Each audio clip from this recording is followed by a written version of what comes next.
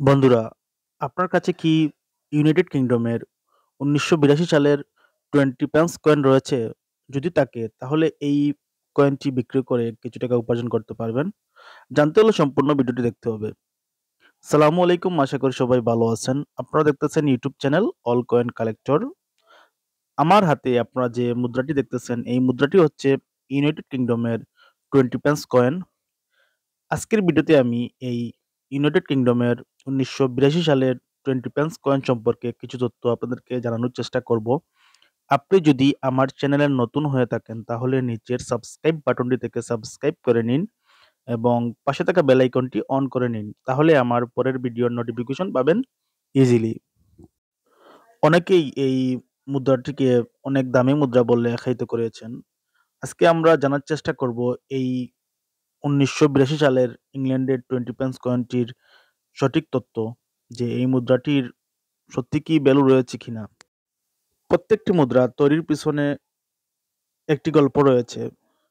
১৯৮২ সালের United কিংডমের 20 pens মুদ্রাও এর ব্যতিক্রম নয়। রানী দ্বিতীয় এলিজাবেথের মূর্তি ধারণ করা এই মুদ্রাটির ঐতিহাসিক তাৎপর্য রয়েছে। আমরা ১৯৮২ সালের ইউনাইটেড কিংডমের 20 পেন্স কয়েনটির উৎপত্তি, নকশা, ঐতিহাসিক এবং বর্তমান মূল্যের সন্ধান করব। ১৯৮২ সালে ইউনাইটেড কিংডমের দশমিক মুদ্রার ব্যবস্থায় 20 পেন্স মুদ্রা চালু করা হয়েছিল। এটি পাউন্ড, শিলিং এবং পেন্সের পুরনো পদ্ধতি থেকে দশমিক পদ্ধতিতে পরিবর্তনের সুবিধার্থে তৈরি করা নতুন মুদ্রার একটি ধারার অংশ ছিল। উইলিয়াম গার্ডনার দ্বারা ডিজাইন করা মুদ্রার উল্টো দিকে রানী দ্বিতীয় এলিজাবেথের তৃতীয় প্রতিকৃতি রয়েছে। ১৯৮২ সালের ইংল্যান্ডের এই 20 পেন্স মুদ্রাটি কপার নিকেলের তৈরি।